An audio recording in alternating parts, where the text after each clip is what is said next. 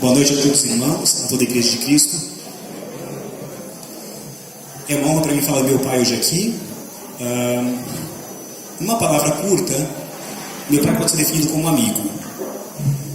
Amigo de vocês todos. Se ainda não são, recomendo conversarem com ele. E sempre que tem tempo para ouvir de você, para ouvir da sua família, dos seus filhos. Amigo das Escrituras, você pode com ele sabe muito da Bíblia, sabe muito de muita coisa, e sempre terá tempo para tirar qualquer dúvida sua, desde achar uma passagem até umas dificuldades bem cabeludas. Quanto mais grego e hebraico, melhor. E amigo dos livros, amigo de muita coisa, meu amigo, mas acima de tudo amigo de Deus. Como os heróis da fé, alguém que eu tenho orgulho de chamar de pai, de marido da minha mãe, pai da minha irmã, e é um prazer dividi-lo com vocês para a glória de Deus. Convido todos a orarem rapidamente. Senhor, nosso Deus e Pai, nosso Senhor, Salvador e Criador, somos gratos, Senhor, por esse congresso, por esse momento de edificação, que a sua igreja se reúne aqui para te louvar, Senhor Deus. Pai nosso que estás nos céus, pedimos que o Senhor abençoe meu Pai agora, o Álvaro, que ele fale, Pai, inspirado pelo teu Espírito, as tuas palavras. Em nome do teu Filho nós oramos. Amém.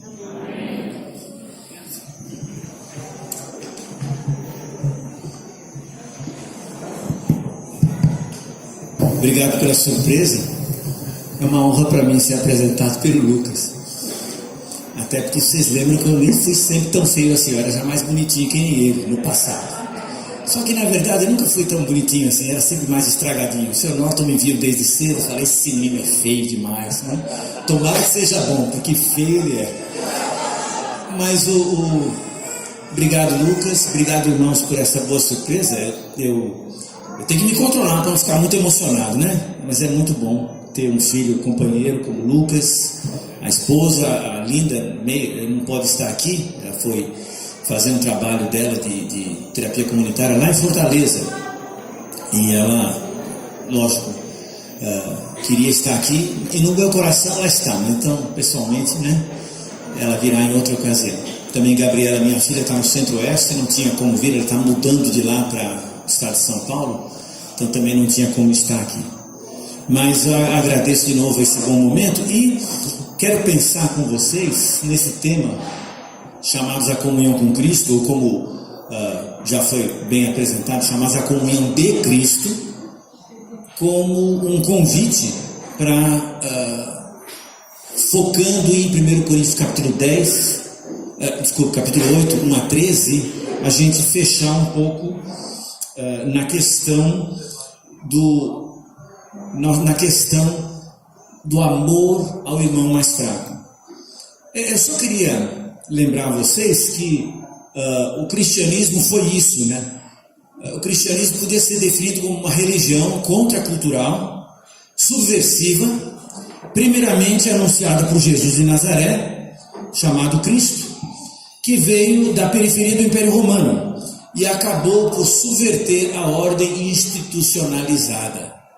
O cristianismo que nós hoje conhecemos como a nossa religião, a nossa forma de aproximação a Deus, não foi consenso não. No começo ele era uma coisa muito estranha, porque o cristianismo engrandeceu os humildes, ele abençoou os pobres, ele valorizou as crianças, deu atenção às mulheres, conviveu com os pecadores e, sobretudo, incentivou a irmandade e a igualdade. E por isso que nesses estudos que estamos fazendo, essa questão de como o Evangelho valoriza o irmão mais fraco, ela acaba sendo fundamental. Ela não é um assunto fraternidade, cuidado do irmão mais fraco, não é um assunto da periferia da fé.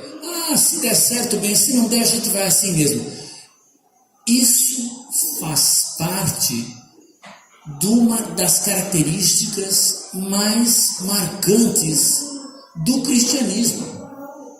O cristianismo veio para um mundo que desprezava o pobre, que achava que humildade era coisa de escravo, que a mulher devia ficar calada, que a criança não valia nada, que o pecador, o ímpio, que se queime no inferno, e que realmente os superiores mandam os inferiores. E o cristianismo desconstruiu isso com uma gentileza, com uma bondade, com amor, sem furar o estômago de ninguém com lança nenhuma, sem botar fogo em aldeia nenhuma. Desconstruiu ao estilo de Jesus, amando o que não tem valor. Então, só para respeitar o texto que eu vou falar só sobre o capítulo 8. Eu sei que tem irmãos falando do capítulo 9, 10, mas essa é a unidade literária que eu tenho que me reportar. Paulo, voltando aqui ao texto, Paulo está falando sobre uma coisa que não existe mais, é aquilo que o Enio ilustrou muito bem ontem aqui, comida sacrificada a ídolos, né? Comer, na nossa cultura, o mais próximo seria comer um galináceo dedicado a uma entidade pagã, né? Usando todo o politicamente correto, né? O português.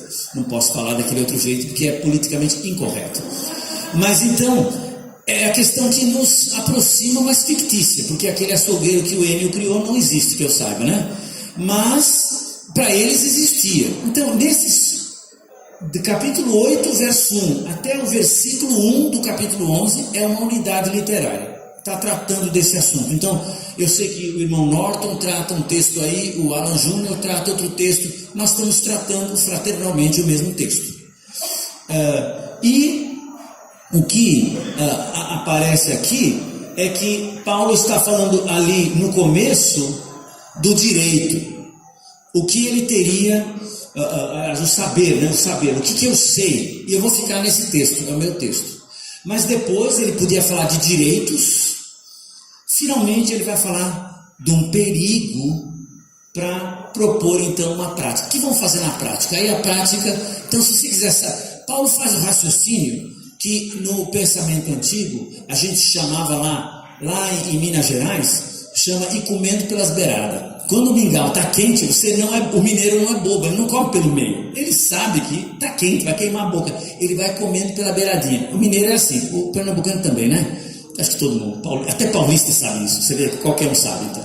Mas o ponto é o seguinte, o Paulo tem um assunto delicado, ele vai comer pelas beiradas, chama-se na retórica grega insinuatio, ou seja, você vai não direto no ponto, você vai devagarzinho até chegar. Ele vai chegar no ponto lá no capítulo 10, versículos 23 até 11:1.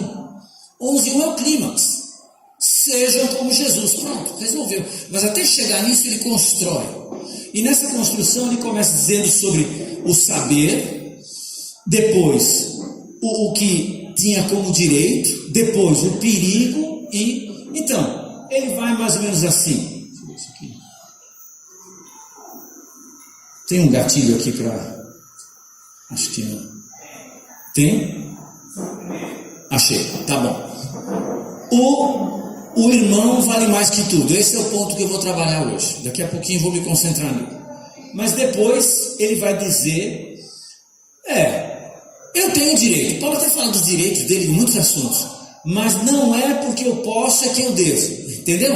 Não é porque eu posso receber dinheiro que eu devo receber. Talvez eu não deva.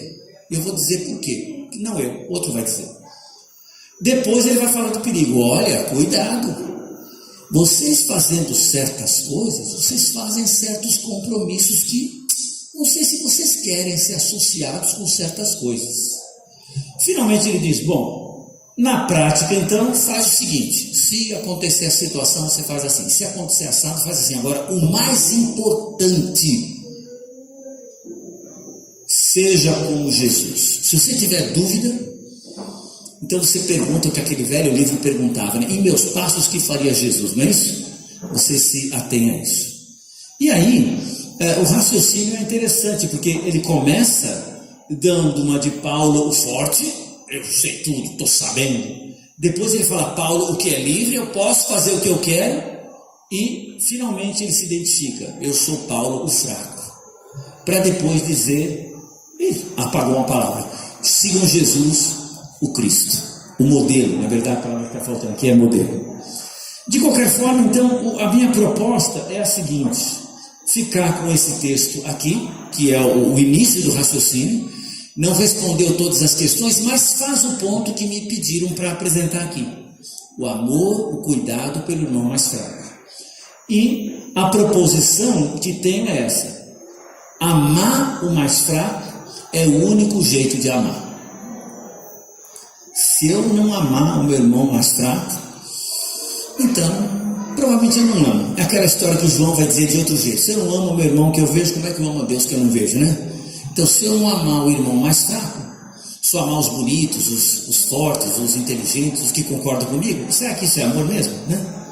Então, a proposta é que nós temos que amar, e o jeito de amar o mais fraco propõe a gente o verdadeiro caminho do amor. Então, nessa conversa aqui, tem uma série de discursos e contradiscursos. Vamos ler aqui capítulo 7. Capítulo 8, versículos 1 a 7. Leia comigo. Tem o primeiro discurso e o seu contrário. O discurso é: se eu conheço, então eu posso. Paulo vai dizer aqui: no que se refere às coisas sacrificadas aos ídolos, sabemos que todos temos conhecimento. Essa é uma frase que os coríntios estavam gritando lá. Todos temos conhecimento. Todos. Um provérbio coríntio. Uma frase que acabou sendo o slogan de um turma. Tanto que é uma frase que depois vai dar muito problema para a igreja. Todos temos conhecimento. Aí Paulo faz o seu contradiscurso. Paulo diz: o conhecimento leva ao orgulho, mas o amor edifica. Os coríntios tinham um discurso, Paulo tinha outro. Se alguém julga conhecer alguma coisa, ainda não conhece como deveria conhecer. Mas se alguém ama a Deus, esse é conhecido por ele. Quanto a comer alimentos sacrificados a ídolos, sabemos que o ídolo por si mesmo nada é no mundo, e que não há senão um só Deus. Porque ainda que existam alguns chamados deuses, quer no céu ou sobre a terra, como há muitos deuses e muitos senhores, para nós, porém, há um só Deus, o Pai, de quem são todas as coisas e para quem existimos, e um só Senhor, Jesus Cristo, por meio de quem todas as coisas existem e por meio de quem também existimos. Aí no versículo 7, Paulo diz: entretanto, nem todos têm esse conhecimento. Alguns estão dizendo aí, todos temos conhecimento. Eu posso comer essa comida sacrificada aos ídolos? Todo mundo sabe que o ídolo é um pedaço de madeira, um pedaço de pedra. Não faz mal. Eu sei que isso aí não vai interferir na minha vida espiritual, até porque os imperadores romanos se chamavam de deuses e senhores. O título, o nome Augusto, significa digno de adoração. Na língua original, o Novo Testamento significa adorável, digno de louvor. O Augusto chamava Deus, Salvador e Senhor, porque ele trouxe a paz romana, e eles foram proclamados deuses em vida e na morte. Então, tinha muitos deuses lá, né? Até andando, os imperadores. Mas Paulo diz: a gente sabe que isso é balela. Não são. Nós temos só um Deus e um Senhor. Um Deus, o Pai, que criou tudo, para quem nós temos, e um Senhor, o Filho, que nos resgatou e para quem nós existimos. E essa conversa desses caras são nada. Então Paulo, nesse momento, assume a postura dos fortes e diz: realmente não tem valor. Mas ele vai dizer no versículo 7, esse conhecimento não é de todos. Ele vai negar esse fato. Por quê? Porque, gente, às vezes o que causa mal para um irmão novo, um irmão fraco, é o meu conhecimento. Como assim? Conhecimento não é sempre bom? Depende do conhecimento. Conhecimento orgulhoso, que desconsidera o outro, conhecimento que força, conhecimento que se impõe pelo número, pela força bruta, não é bom. Eu lembro dos caras que andavam em 5, 6 no tempo da escola, né? E quem mexia com eles? Ninguém, só quem andava em 7, 8. Mas como eu estava sempre sozinho, eu estava sempre fugindo, né? Por quê? Porque eles estão em maior número, eles me batem. Se eles me pegaram, eu não tenho o que fazer. Na verdade, eu aprendi a correr, viu? Corria bem, é uma boa tática. Mas então, voltando à questão. Na igreja, não adianta a gente usar esse mito da maioria que manda. Gente, igreja não é democracia. Nunca foi. A igreja é uma democracia. Tem 3 irmãos que não podem vir ao culto. Os outros 10 podem. A gente vota o horário, vocês 3 dançaram. Muda de igreja. Estão despedidos. Não. Na igreja, se 3 não podem, nós vamos os 10 nos adequar aos 3. Ah, mas aí vira a ditadura da minoria? Não. Chama amor. Chama amor. Cuidado mais fraco. Porque o forte se cuida. Então, às vezes, o conhecimento é usado para uma forma de violência, em dizer, todo mundo tem que concordar comigo porque eu sei mais. Agora, quem sabe mais? Sempre você. É que nem em casa, quando eu brigo com a May. Quem tem razão nas brigas? Sempre eu. Especialmente hoje que ela não veio, posso dizer com clareza, sou eu que tenho razão, né? Se eu não tivesse razão, eu não brigava, gente. É por isso que eu brigo, entende? Não é assim na igreja. Por que a gente briga na igreja? Porque eu tenho razão. Se eu não tivesse razão, eu não sou tão louco assim. Tá bom, irmão, desculpa, né? Mas aí é a hora da gente se perguntar, será que eu estou dando uma de Coríntio, que diz, todo mundo sabe o que eu sei, é óbvio, é lógico, ao meu ponto de vista é a revelação divina, portanto, os que estão contra que se retirem, né? Aí eu não estou tratando bem o irmão mais fraco. Ah, mas o irmão teimoso, o irmão malvado, o irmão sem vergonha, não estou falando de mim nem de você, vamos mudar para o irmão fraco, né? O irmão fraco, ele tem dificuldades, a gente tem que então lidar com ele dentro da dificuldade dele.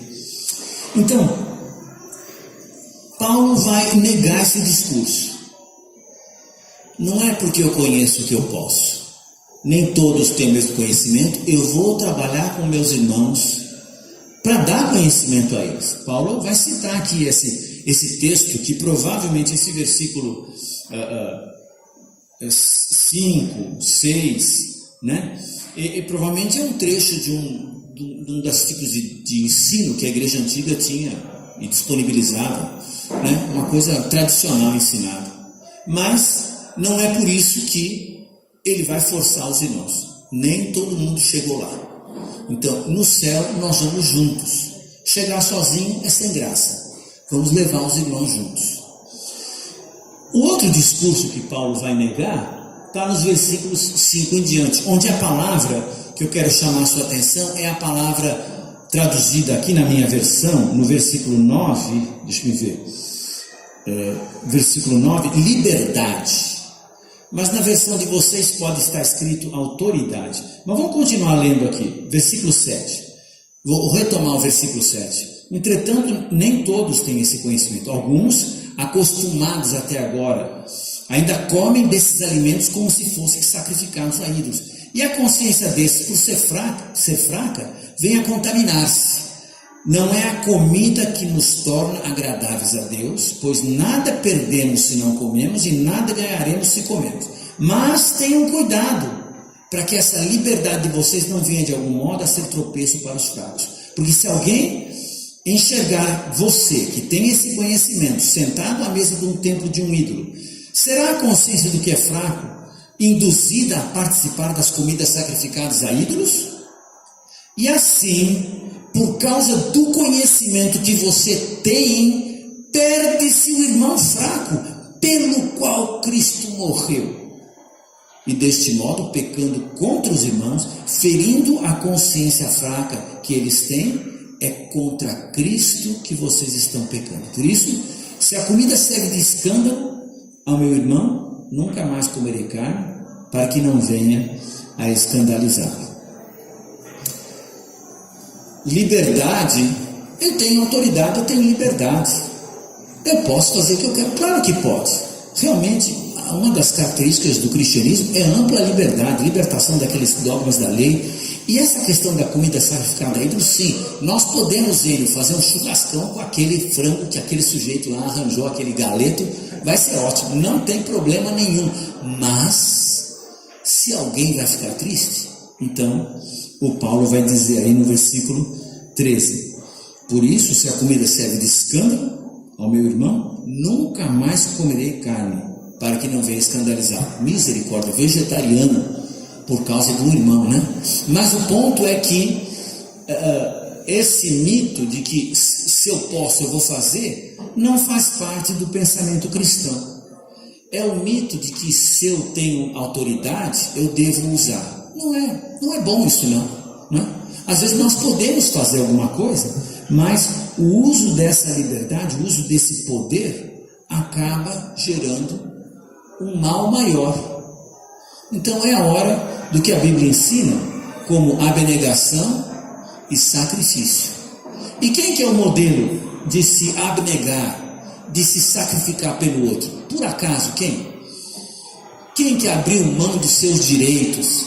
Quem que não precisava ter vindo à terra para sujar as fraldas lá em Nazaré? Viver como criança, submetido a 2 pais humanos, viver debaixo do governo romano que explorava a região, trabalhou de pedreiro lá para construir aquelas cidades ao redor, viveu debaixo da lei, com aquelas restrições, com aquelas... Por que ele fez isso? Ele tinha autoridade para dizer, não quero nada, mas ele se submeteu, abnegou-se, como vai dizer, esvaziou e foi para o sacrifício. O sacrifício dele se vê na cruz. Então, esse é o modelo. Como lidar com o irmão mais fraco? Vamos nos sacrificar por eles. Mas será que a igreja vai ser um monte de criança animada, um berçário, e a gente correndo atrás para dar mamadeira para todo mundo e ninguém cresce? Não. Provavelmente eles vão ver o evangelho na vida daqueles que se abnegam, se sacrificam por eles. Vão ver um irmão sábio que usa a linguagem deles, que se coloca debaixo de exigências que ele estaria livre para fazer de outra forma. E aí eles vão dizer, eu estou aprendendo o que Jesus fez.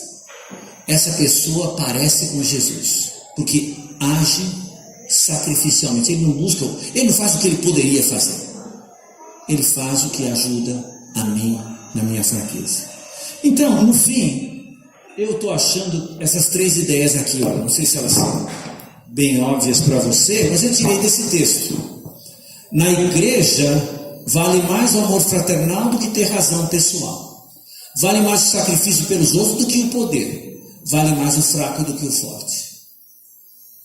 Vale mais o amor fraternal do que ter razão, porque, gente, você sempre tem razão. E se a gente fizer questão de ter razão, nós vamos nos dividir a todo instante. Aí todo mundo tem razão, aí todo mundo perde a razão, e pior, perde o evangelho. Na verdade, o alvo é ter essa sabedoria de optar pela pessoa que está com dificuldade, com fraqueza. Como vai dizer Tiago? Religião de verdade é cuidar de órfãos e viúvas e a si mesmo guardar sem contaminar todo mundo. Então, tem muito trabalho aí. Cuide daquele que precisa. Mas e se for uma pessoa que está nos enganando, se fazendo de fraco para nos manipular? Sem dúvida você vai perceber, você vai conversar com ele.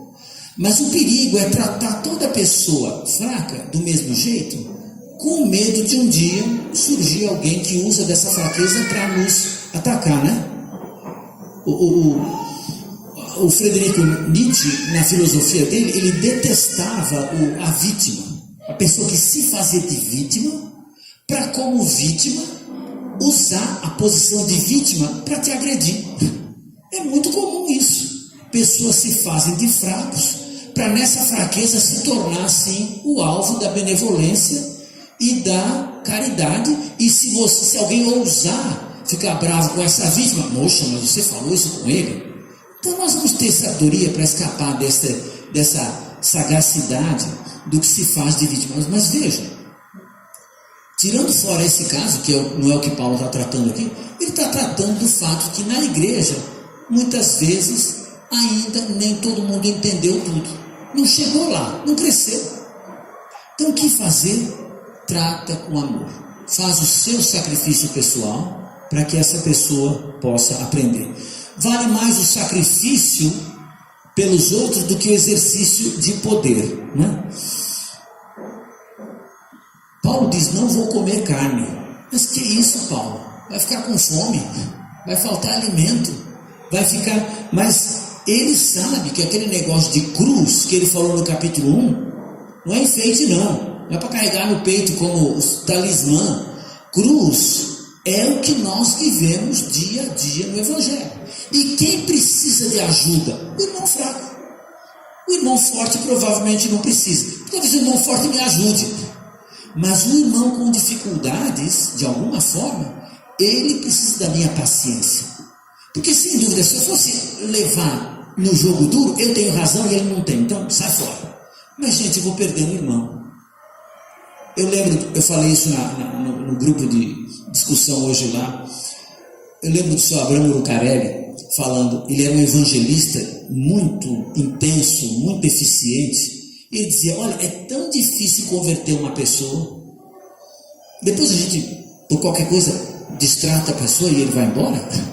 É tão difícil. E ele viajava a São Paulo o tempo inteiro, para lá e para cá, para evangelizar. Depois alguém na igreja discutia com esse irmão por uma ninharia. Não vale a pena. Vamos fazer sacrifício. Jesus não veio nesse mundo exercer poder. Ele veio sacrificar-se na cruz. E esse é o poder. Esse é o grande poder. Poder para motivar, trazer amor. Em último lugar, na igreja vale mais o fraco que o forte, não porque nós queremos fazer com que todo mundo fique fraco. Nós queremos que todos cresçam. Mas o jeito é pensar como Jesus pensou. Valorize o pequenino.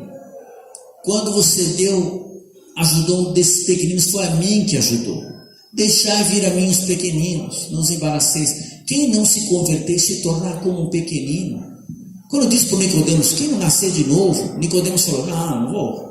Nicodemos foi teimoso, né? Teimoso que nem uma mula, né? Assim, ele não quis. Ele era um PhD, como o irmão Norton, é um cara que tinha alto treinamento literário. Ele entendeu a metáfora. Ele resistiu. Não, eu sou rico, poderoso, sabido, bonito eu não sei, né? Mas, e muito religioso. Como é que eu vou abandonar tudo isso e começar de novo? Aí ele veio com a história, não dá para voltar para a realidade. Não. Jesus disse, rapaz, se não nascer da água do Espírito, não tem chance não. No reino a gente começa como criança, né? Só entra criança, adulto não entra. Então, a gente nessa humildade permanece valorizando o mais fraco, porque o forte vai cuidar de si mesmo. Então, vamos estudar muito. Eu até vim aqui fazendo propaganda, aqui ó, Ebenezer, né? Vem estudar na Ebenezer. A gente gosta muito de estudar. O Enio vai ensinar lá, Norton vai ensinar lá essa semana. Está aqui o Randy, o Ricardo tá para chegar de viagem, outros estão, professores, não puderam. A Alan vai estar com a gente lá, não agora, né? Mas já esteve em setembro, vai estar de novo em setembro. Vários de vocês estudaram, tem vários formados aqui. Estudar é o que interessa, mas amar muito mais. Os nossos estudantes que vêm para o seminário, às vezes eles vêm da comunidade religiosa, vêm estudar à noite no seminário. Eles pagam. E sabe o que eles mais gostam no seminário? Tem muita Bíblia, tem muito conhecimento, tem muita atenção, mas eles ficam abismados com o amor. Tem uma família. E isso não dá para comprar não, entendeu? Ou tem ou não tem. Ou vem de Deus ou não vem. E é isso que a igreja tem que o mundo não sabe. Lá pelo 4º, por 5º século, teve um imperador romano chamado Juliano o Apóstata. os imperadores já eram cristãos. Juliano era um imperador que herdou o império da família de Constantino, mas ele era pagão. E ele tentou ressuscitar o paganismo. Ele tentou investir nos templos que tinham sido fechados. E ele dizia para os sacerdotes de Apolo, de Júpiter, dos deuses: olha, vocês não conseguem fazer que nem os cristãos? Finjam que amam as pessoas, vai? Pelo menos finjam, né? Ajudam um pouco os pobres que nem eles fazem. Faz alguma coisa, porque o povo percebe a diferença. Que eles amam as pessoas e vocês só gostam desse negócio aí. Juliano, o apóstata, tentando dar um verniz de cristianismo nos sacerdotes pagãos. Faliu, ele morreu e a coisa foi junto com ele. O ponto é que essa é a dinâmica que Cristo trouxe. Estudar é bom, amar mais ainda. Se alguém acha que sabe, Paulo diz, não sabe. Mas se alguém ama, aí Paulo usa o verbo na passiva, é conhecido por Deus. Não é que se alguém ama, conhece a Deus. Ninguém conhece a Deus. Ninguém consegue alçar voo para as alturas. Mas quando alguém ama, Deus se precipita dos céus e vem morar no seu estábulo, o coração. E aí então, amar é muito importante. Sim, muita liberdade, sobretudo liberdade de si mesmo.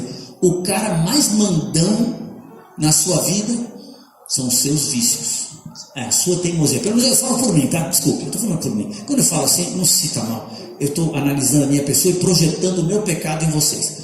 O pior inimigo do Álvaro é o Álvaro teimoso que mora aqui dentro e quer ter razão, e quer se impor, e quer fazer o que quer. Está errado, gente. Se eu quero ser livre, eu tenho que me livrar desse pecado. E quando eu me livrar desse, quando eu me desapegar de mim mesmo, aí sobra muito espaço para a ação do Espírito, para a ação de Deus e para o amor. Finalmente, a atenção ao menor, ao fraco, ao pequeno, é o jeito de Jesus. 1 Coríntios 8, ainda Paulo não terminou o raciocínio dele, nós vamos aprender mais, mas o que eu tiro daqui é isso. Na igreja, vamos cuidar dos fracos.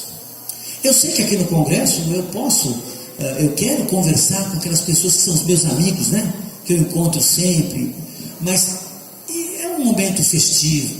Mas na congregação tem aquela pessoa que ninguém conversa com ele, não tem amigos, ele não tem vínculos. Liga com ele. Geralmente é aquela pessoa que ninguém tem interesse nele, ele não tem boa conversa, ele é um pouco chato, ou ela é um pouco chata, sei lá, ele ou ela. Mas o cuidado do pequenino é o que caracterizou a riqueza do cristianismo, e eu sei que vai caracterizar a riqueza do povo de Deus. Então, chamados à comunhão, eu convido a gente para insistir naquilo que foi a especialidade de Jesus, o amor pelos fracos. Deus te abençoe.